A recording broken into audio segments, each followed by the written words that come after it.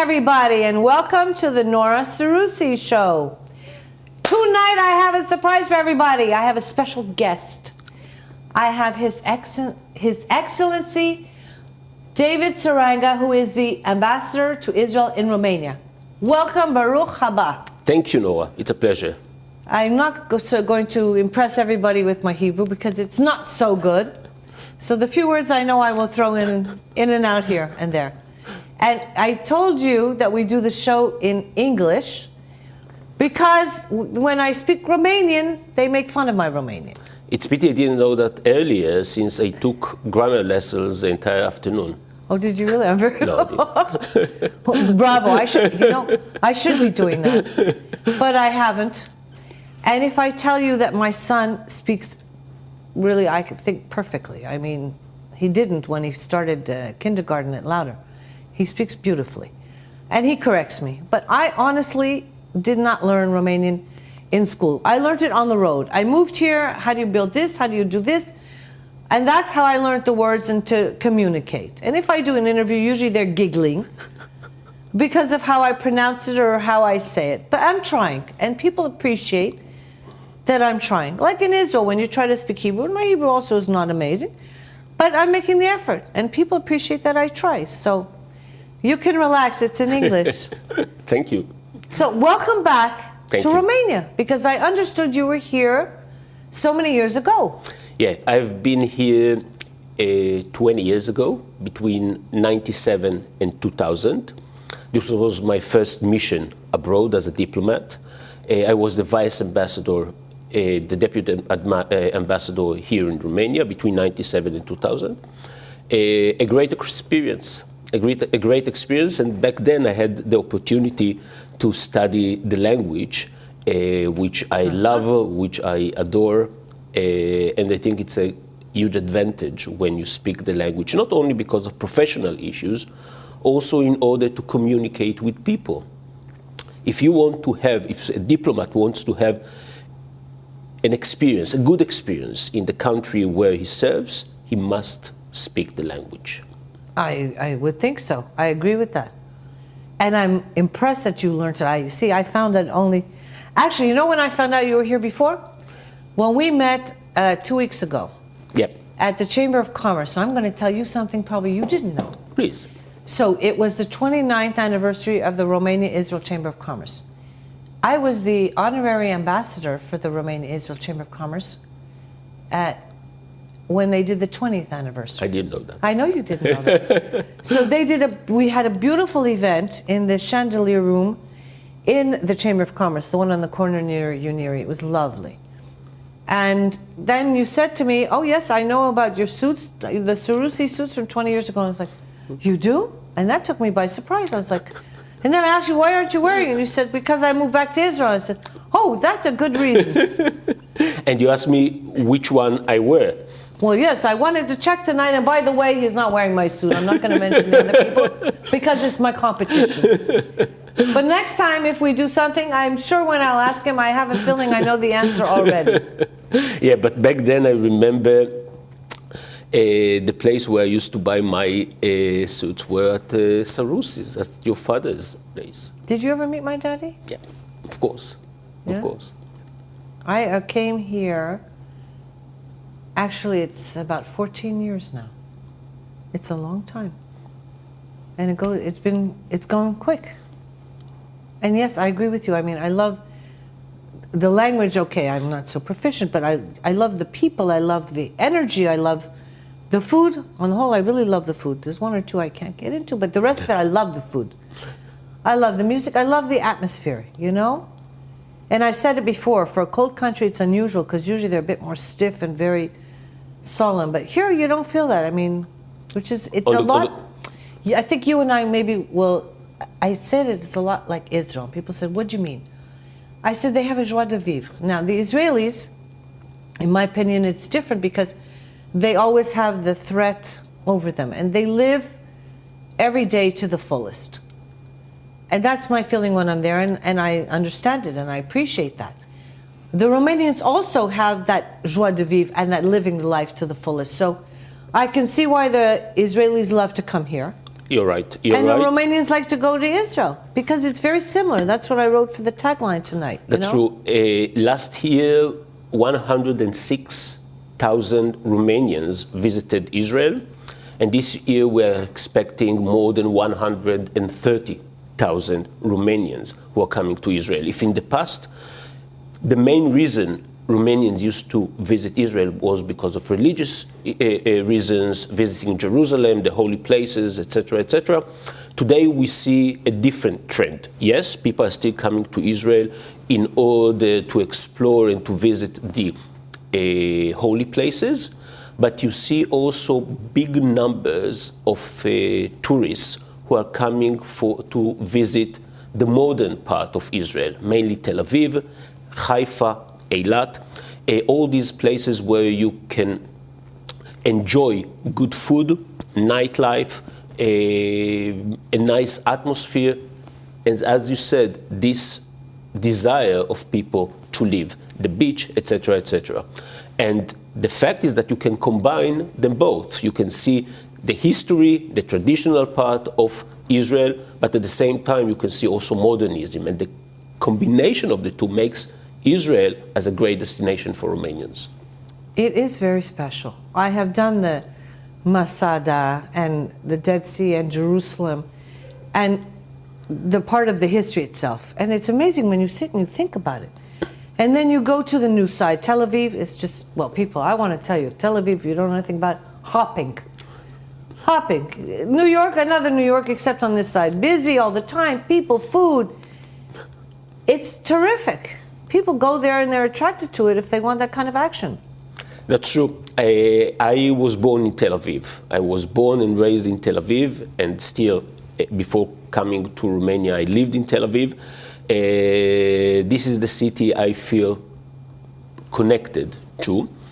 And the truth is that it's a 24/7 city, which means it's open all day long, all night long, parties, the beach, good food, as you mentioned. But the thing that makes Tel Aviv what it is the vibe, the people.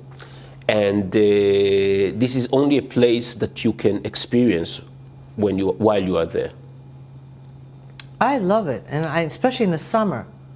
Not when, like midsummer for me, but summer, and it's hot, and everybody's out. And you know, sometimes I want to ask you a question.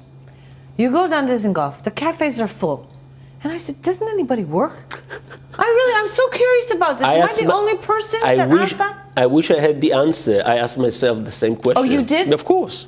Because I sit there and I think, this is fantastic. I'm on holiday. I ask myself this question during the day when I see everyone sitting in the cafes and drinking their coffee.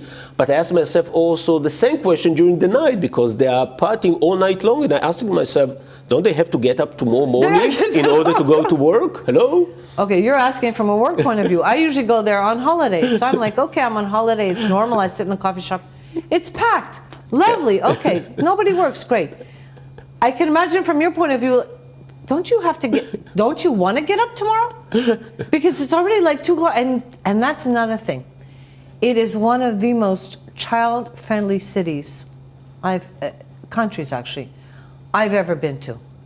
I couldn't agree more. Which when I was only appreciated when I became a parent. Because, you know, when you go in other places, there's no facilities. In bathrooms, they don't have high chairs for the kids. They cater to children. The malls are full of kids. It's amazing. When you go somewhere else and you go outside, that's when you start to appreciate the difference. I totally agree. I have a 5-year-old son, my first son, my only son. And before that, I used to go to places with no kids. I mean, this was one of the conditions, no kids. Things have changed, and today I see how kids-friendly the city became. Yeah. And one of the reasons for that is the fact that many Israelis, many young Israelis, mainly from the IT sector, are living in Tel Aviv. In the past, still also in the present, it's very expensive to live in Tel Aviv. The rent is 50% more than a city which is only 3 kilometers away from Tel Aviv. The rent is very high. real estate is very high. I know. The standard of living is very high in Tel Aviv, but still there are many people, many young people from the mainly from the IT sector who can afford themselves. So therefore, Tel Aviv became a city with a lot of kids, of young people. You go to the mall, and it's full of kids everywhere, and they really cater to, and I think it's terrific. Here they're doing that too. Like if you go to, they have a whole section, well, they're rebuilding now, created for the kids. It's very important. And as a consumer and as a businesswoman, from the other side, it's important when you build something like that to factor in part of the population is the parents with the kids. And as a parent, I will go where there's so much activity for the child, as opposed to where I have to sit and, you know, there's nothing to do. Makes sense. It's a business. And the kids come with the parents, they generate, it's income. You buy them ice cream, you buy, I want to go see a movie. We go pretty much every weekend to the films. We need to buy a pair of pants, we need that. And you make it so easy. And as a parent, I appreciate that. Because you go to some other countries where they have nothing, it's boring for the kid and it's torturous for the parents. Makes sense. So I'm really, you know, I see, and of course you go to the beach is wonderful. Also for the kids, but not only for the kids. No, well, I don't know about him. He goes in there, as long as I can see him, now he's old enough, I can keep an eye on him. You know, I have my watermelon, I'm happy. You know, talking about Tel Aviv, last year we had 2 huge events which took place in Tel Aviv. And this was also one of the reasons why so many tourists came to Tel Aviv. The first and the most known one is the Eurovision Song Contest. Everybody knew about that. Everyone have been there. Of course, I was there. It was a huge production, an amazing one, a very successful one. And you were walking in the streets of Tel Aviv and you're seeing people from all around Europe partying during the day and during the night, because there were activities for these Eurovision lovers also during the night. So this was one of the activities, one of the events. The second event was the gay parade, the Tel Aviv Gay Parade, which is huge. And every year there are more than 35,000 tourists who are coming only for one weekend, or only for the gay parade in Tel Aviv. So therefore, we had these 2 amazing events, big events, and of course you have also tourists the entire year. But these 2 events were really one of the reasons why people arrived to Israel for a certain purpose. Super. It has a much bigger exposure than it did, I don't know, even, I grew up going every summer because my grandmother was living there. And I have seen the changes there, also coming to Romania. I don't know if most people even realize that I actually have been coming to Romania since I was about that high. Every summer, by the way. So I've seen all the changes. And it's, I mean, now I live here and I moved my whole life over here and I made friends and I have business and it's wonderful. Talking about changes, I knew the city from 20 years ago. I knew the country from 20 years ago. And when people are asking me, how do you find Romania now? How do you find Bucharest now? I tell them, it's a totally different country. And it's not only a different country, it's also a different society. The young generation, which I meet, is much more European than it used to be before, much more open, much more friendly, much more liberal than it used to be 20 years ago. And if this trend continues, I have no doubts that very soon there will be no difference between the Romanian society and any other European society that we see either in Paris, Spain, or in any other place. You know, my mom came here a few years ago, well, before my dad went to Israel. And she hadn't been here for, I think, at least 15, 20 years, maybe more. And the first thing she said to me, it's not even the same country. She didn't recognize it at all, anything.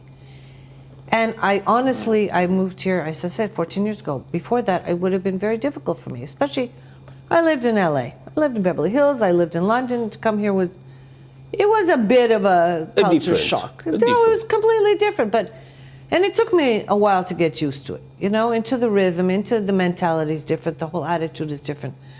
I'm not now talking about language and, you know, the obvious elements, but it is night and day. I mean, it's not even the same country to what I'm used to, what I remember.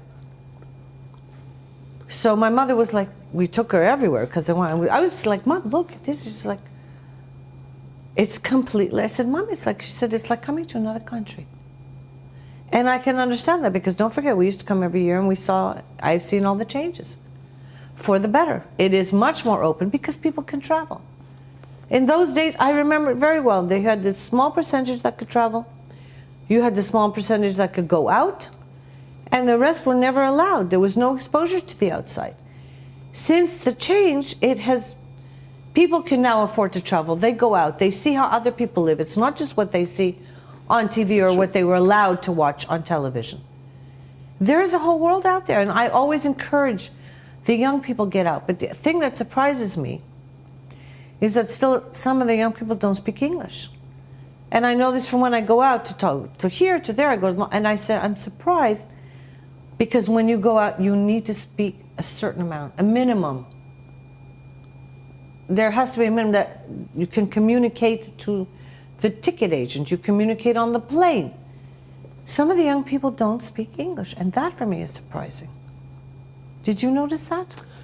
I noticed that most of the young people I meet here in Bucharest or in the big cities, they are speaking very good English. But, okay, but maybe we have a different experience. Yeah, but from what I saw, they speak a very good English. Of course, different people, different levels, etc., etc. But if we are talking about 20 years ago, which English wasn't a spoken language, today I see I want to communicate with them in Romanian, but they answer to me in English. It's much easier for them to speak with me in English rather than in Romanian. They don't want to hear or sometimes they want to hear my funny Romanian. Or maybe they're trying to practice their English with you. Also an option, what shows that they are aware of the fact that they need to speak English. This is also one of the reasons when I say, okay, you know, I'll practice, they're like, no, we want to work on our English. I'm like, yeah, but then my Romanian is going to go out the window. It doesn't help me. All right, so I just wanted, that was former President Clinton. Yeah, it looks familiar. The other one looks familiar as well. Tell me, what's he like? What was it like meeting him? You know, people say that people used to say that when you meet Clinton and when he talks to you, you feel as if he gives you all the attention of the world. And it's true.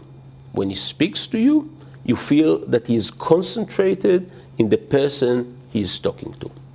And talking about President Clinton, who used to know Prime Minister Rabin, and together with Prime Minister Rabin, they craft the entire peace process in the beginning of the 90s. This was an experience. You were watching, you were around all of that? Can you discuss it, or is it like off limits? Depends what. So how involved were you in it? Let me ask that. How I was involved, look, before coming to Romania, in the last 4 years before coming to Romania, I was the diplomatic advisor, the senior diplomatic advisor of the President of Israel. Yes, I read that too. That's why I had this privilege of meeting all these leaders, and to get, I won't say to get to know them, but to be presented in the meetings of the President of Israel when he met all these leaders. And of course, to prepare the President and to sit together before the meetings and to think how to prepare these meetings. So it was a huge privilege. It was a huge privilege for any diplomat, for any person, to have this opportunity to meet so many big personalities. I would think so. I would think that would be so exciting. It was. All right, I have another question. What is your favorite part of the job? What's the best thing about being an ambassador? Everything is great. No, I'm kidding. I mean, people think that being an ambassador, it's full with glamour. Yes, there is a lot of glamour. There's glamour and there's work. But there is a lot of work as well. Yes, I know that from other there is a lot of work ambassadors. as well, and sometimes I work from 8:30 in the morning till 11:30 or 12 at night because of different commitments. But I think that the fun part, or the fun part of the job is the fact that of being an Israeli ambassador. I mean, is the fact that all doors are open for you here in Romania. Whether we are talking about the political level, whether we are talking about the media, whether we are talking about the people of culture, universities, you name it. When you are an ambassador of Israel, when you are the ambassador of Israel, all doors are open. And I think there are several reasons, but the main reason I think it's because Romanians love Israel. And it's something which we don't take for granted. And we appreciate this friendship of the Romanian people. And coming back to your question, yes, it makes my life much more easy. And it makes my life much more pleasant. And it's fun. The other question I have, isn't it difficult for you to be able, I mean, you have so many years in one country. You get familiar, you make friends, you get used to the routine, and then after a period of so many years, you're moved somewhere else. How do you adjust to that? No, there are advantages and disadvantages. On the one hand, you're right. Every 4 years, you have to move from one country to another. You have to change your friends. You have to change the environment, the language, the mentality, etc., etc. But on the other hand, there are a lot of advantages. For someone like me, who loves different cultures, who want to know different societies, this is the perfect. It's a perfect this job is the perfect job, exactly. So the people who are coming to the foreign ministry are mostly people who like this kind of life. You'd have to like it, because if you didn't, you would be miserable going from place to place. And you're right, exactly. And what I wonder is how the people with families do it, you know, because that's a bit more difficult. It's also a huge challenge. It's a huge challenge since for a kid to change a school every 3 or 4 years, it's very difficult. Also for a family, also for a spouse who is not a diplomat. I mean, he has or she has to find a new job every 3 or 4 years. It influences the routine of life. It influences sometimes the partnership between the diplomat and the spouse, etc., etc. So, as I said, people think that it's only glamour. It's not only glamour. It's also a lot of challenges. It's also a lot of challenges. We can tell him it's very glamorous, and he's going to cocktails every night, I'm sure. This is part of work. Yeah, I'm going also to cocktails, but this is part of work. Well, you represent the country, and it's important for people to see you out and about. I totally agree. And if they have questions, or they have suggestions, or they have ideas about business, you're one of the people they should come to. I totally agree with you. You know, you're here to have a good relationship and promote the country, and I think you're... So now you've been here how long? About a year? 10 months. 10 months, okay. Now, just but suppose... who's counting? No, because my question is now, so when do you find out that where you're moving next? Do they tell you at the end of the posting, a year before? I'm asking all the questions that other people are asking that they want to know. It depends. When you are, usually you get the post abroad 7-8 months in advance. So you have time to prepare yourself for the post, to read, to learn, to have meetings, to have meetings with people related to your new post, to learn the language if necessary, etc., etc. When you are moving back, in my case, to Israel, sometimes you don't know to which post you are returning. So sometimes you return and you are waiting till you get a certain post back in Israel. Because as a diplomat, as an Israeli diplomat, I know that it's different from a country to country. As an Israeli diplomat, you can't be more than 5 years abroad. So you go on a mission for 4 or 5 years, maximum 5 years, then you have to return to Israel, to the headquarters in Jerusalem, and to serve there at least for 2 more years. I didn't know that. And then you can go, or you can apply once again to another job. Now, it has a lot of logic behind it. The logic is that sometimes if you serve more than 5 years, if you serve, for example, 10 years abroad, you forget how to be an Israeli. Mm-hmm. And so they remind you. You have to be connected to the society and to the country you are representing. It makes a lot of sense. It does make a lot of sense. It makes a lot of sense. No, it does make a lot of sense. Absolutely. So now how many years have you been abroad? It will be... No, since I was 4 years with the Israeli president in Jerusalem before coming here. Oh, so now okay. I have my 4 years term in Romania. There are questions that people have, because we were talking about this. Everybody was very excited that you were coming. I was very excited. I said, okay, so let's ask the questions that most people don't get the chance, or maybe they're shy. Sometimes people are shy. Oh, they don't get the chance to They don't get the ask. opportunity to come say hello, and you can't just come up in the middle of a conversation and say, so how many? But I said, since you're here, I said, everybody tell me what you want to know. I don't want to put you in the hot seat. I want you to feel very comfortable. But these are, things that we think about. How long is the term, and what happens when you have to move your family around? Because I know I know actually quite a few of the Israeli ambassadors over the years that have been here. One of the questions that, talking about cocktails, for example, many people think that half of my time I'm spending in cocktails. No. Yes, cocktails, it's part of our work. But first, there is an embassy to run. The Israeli embassy here is it's a medium big embassy, around 30 people who are working in the embassy. And you have to show them the way. You have to show the directions. There are goals that the embassy or the team has to fulfill.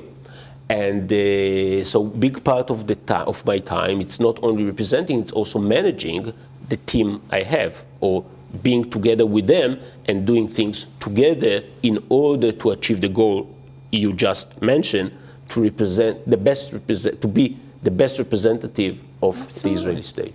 I'm going to tell everybody else who doesn't know, I know that you go for the cocktail and you usually show your face, I think 20 minutes, and you're out. Ah, you found out. You found out. I have sources. You found out. I am very well informed. If I don't succeed to do what I wanted to do in 20 minutes, then no reason to stay more. But it depends. Well, it depends, where you are, who you're with. But, it's to meet the people. They've seen you there. You've shown your face.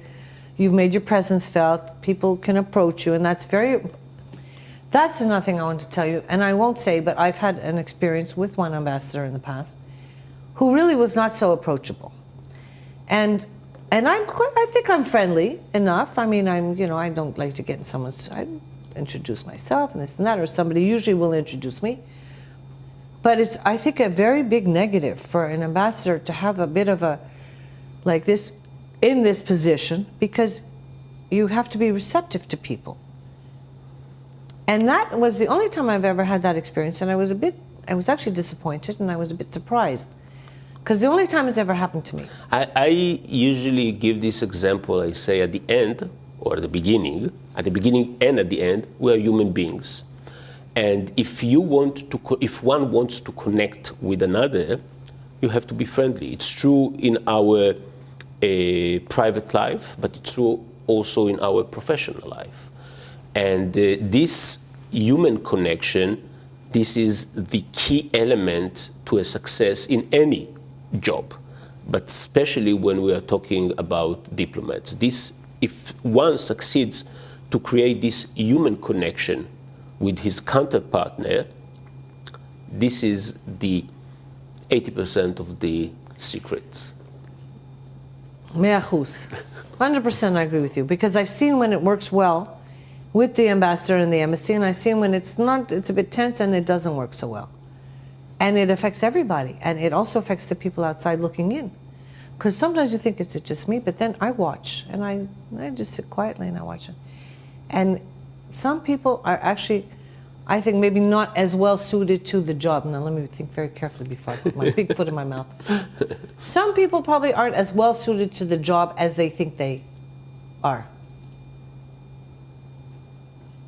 So I'm so glad that you enjoy what you do. You're very good at what you do. Thank you. And I hadn't had the chance to meet you too recently, but I heard about you from people. And obviously, she was here before, Tali Shamar, and we talked about your coming in, and because I'm always curious who's coming in, what are they like, do they speak English well? That's a consideration. Okay, so because if somebody starts coming and speaking to me in Hebrew, I'm like, oh boy. I hope my English is good enough. Your English is terrific. Everybody comes on and says, but my English, I'm like, it's okay. People will understand, we will speak slowly and clearly. I was told this like 10 times, speak slowly and clearly, and everybody will understand. So what do you want to tell me about that I wouldn't know unless you were here to tell me about the ambassadorship? Surprise me with a fact that I don't know. I think you keep on asking me the questions and I'll give the answers. Okay, so is there an age limit to what they let you do it, and then they say you have to go home or what? In the past, there was an age limit if you wanted to apply and to enter the foreign ministry. When I entered the foreign ministry, I was 31 years old, and the age limit was 32.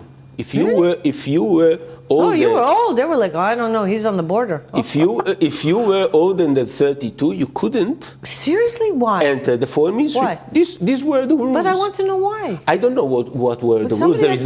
There is no logic behind it. No, I can't figure it out. Maybe I'm not sure. But maybe the reason was that look, we are investing in someone, so we want him to have a long career. Fresh. Okay. Maybe, I don't know. And since it was something which wasn't logical, so people applied to court, to the Supreme Court in Israel, and the law or the regulations changed. Today, no matter how old you are, you can enter the foreign ministry. So they took it out completely? They took it out completely. Wow. And the good thing is that many people enter the foreign ministry as a second career. Now, why is it good? After they had a certain career, either in technology or engineering or other services or as lawyers, etc., they gained a lot of experience. Yeah. And now when they enter the foreign ministry, they can bring this experience inside the foreign ministry. Brilliant idea. So things have changed. So in the past, the age limit was 32. Today, there is no age limit. At the same time, when a diplomat reaches the age of 67, like any other civil servant in Israel, he goes on pension. They retire you. Even if you don't want, but yes. I would think by then you're ready for a break, It's enough, yeah?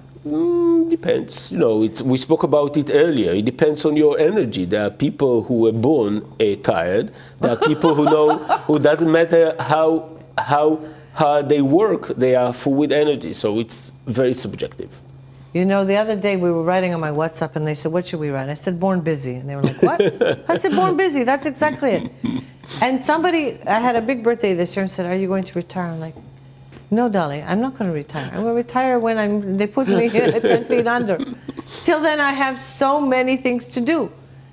And because I do see, people next to me, and they're like, oh, I'm like, I have maybe a different attitude, also because I'm a foreigner.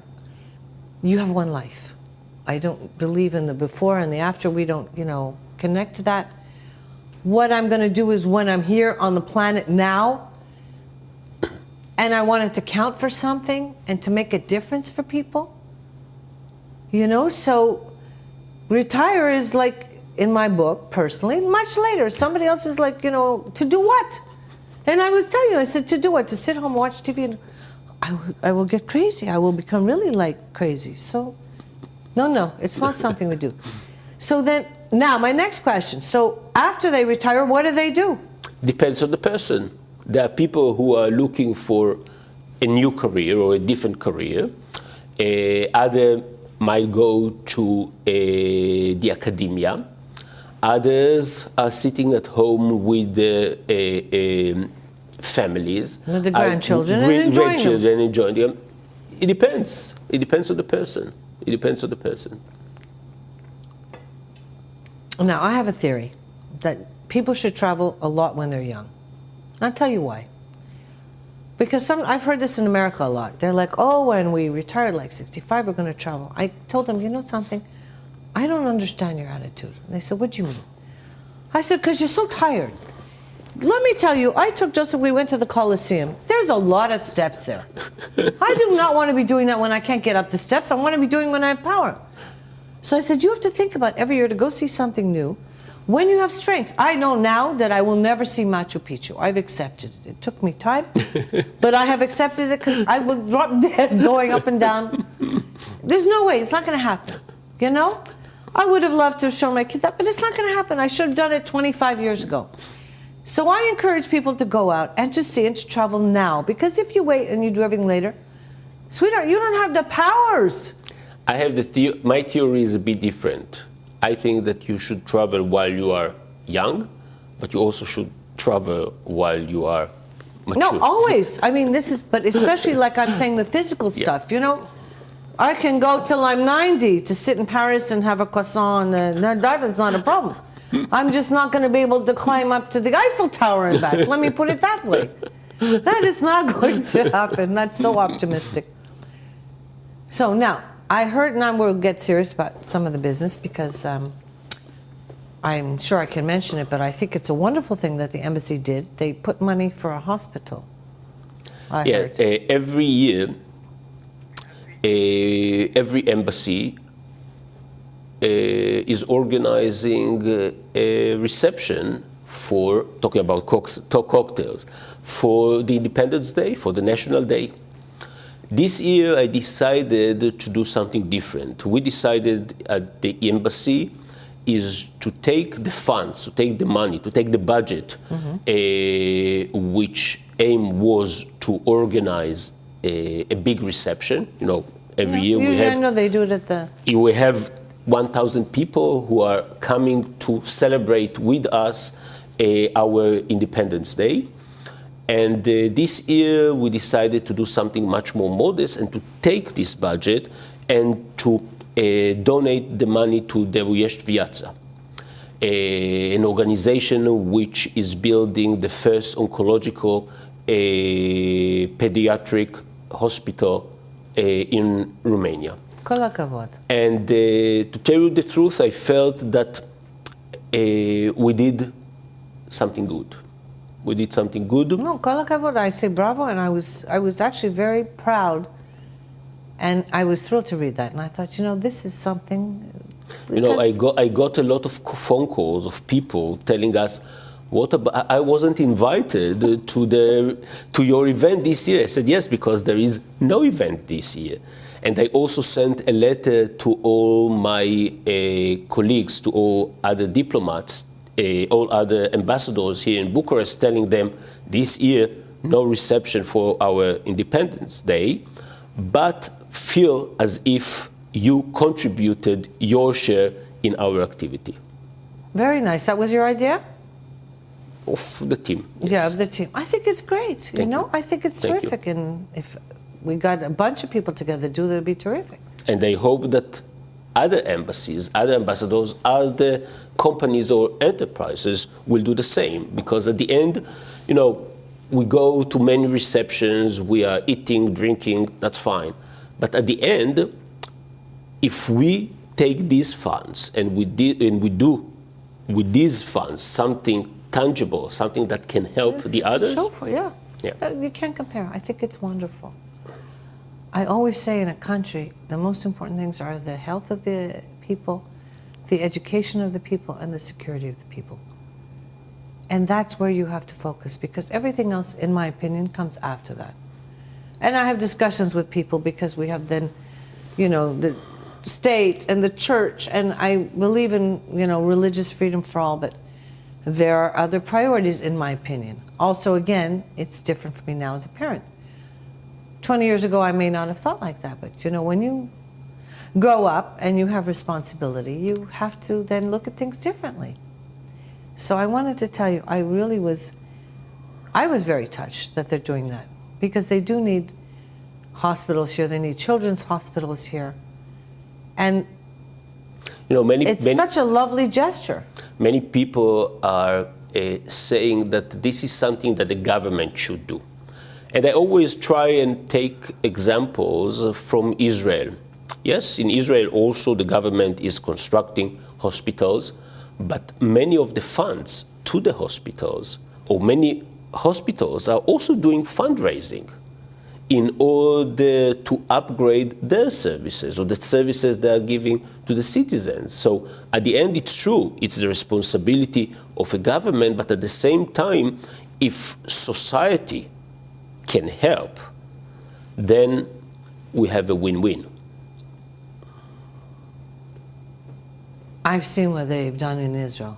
Okay, my daddy was there. I've seen the hospitals. I see there is a lot of also private. The private citizens get involved. I'm not sure really how it works here, so I'm not able to give a comment. But if we could get more private citizens involved, they need hospitals, they need schools, they need a lot of things. It has come a long way, but it still has to be built up. But I knew my invitation was lost in the mail, so that was not. So I was like, okay, I said maybe next year.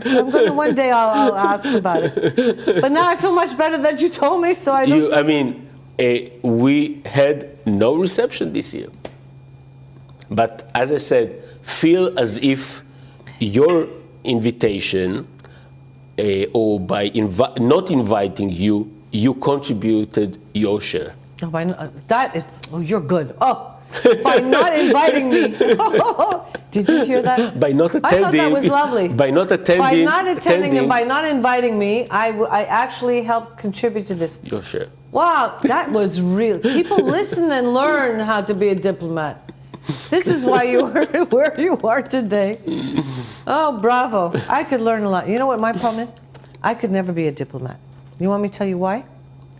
Because I have sometimes, I don't say a big mouth, but sometimes, and I think before I speak, I don't like to just pop it out, but because I'm so honest and direct, it's not the best quality. Another myth that we can kill this evening. Oh, yes? Yes. What? Okay. People think that diplomats are not speaking in a direct way. And I must tell you that it depends on the person. It's true that as diplomats, we are softening the message, but by softening the message doesn't mean that we are not direct, that we are not honest, and we don't say what we think. And there's hope for me yet. It's only the tone. It's only the tone, and it's only the way you put the phrase together which makes the difference.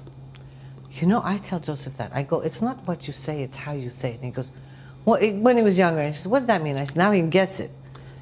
Because there's so many ways to say, this, but it depends on how you say it and the emphasis you put on it. There is this joke about diplomats. When a diplomat says no, he means, when he says no, he means maybe.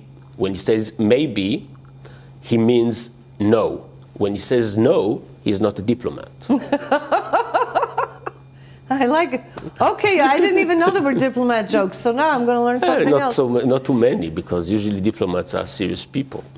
Okay. But it's so refreshing to meet someone that's not so serious. And, okay, I'm so glad you used it, because I didn't want to say it. You're so relaxed. It's as a person around, it's a pleasure. It really Thank you, it's Nora. So nice. Thank you. Because sometimes people are afraid to approach, and I'm sure you know that, especially being Israeli and with all the security, it is intimidating. There is another, we're living in an era of social media. And people are connecting with me on social media, on Instagram, on Facebook, etc., etc. And sometimes when they see that me, the ambassador, is doing is giving likes to their posts, they are thrilled. Wow, They get excited. I get excited, yes. The ambassador liked my post. Yeah, Yes. the ambassador liked your post because it's a nice post. Yes, but it's nice, and it's refreshing, and you know I love it, and I think other people appreciate it. I'm glad you figured that out. Did you hear all this? I'm getting all the secrets tonight, guys. So, anything else you want to share with us? No, please, you're asking the right questions. Oh, we're out of time. All right. I want to say thank you so much, Your Excellency. We ran out of time. Yeah, we're done. That's it. It's I enjoyed it. So did I. I told you, it's very relaxed. Okay. Thank you very much for joining us. I hope you enjoyed it as much as we did. See you next week. Good night, y'all.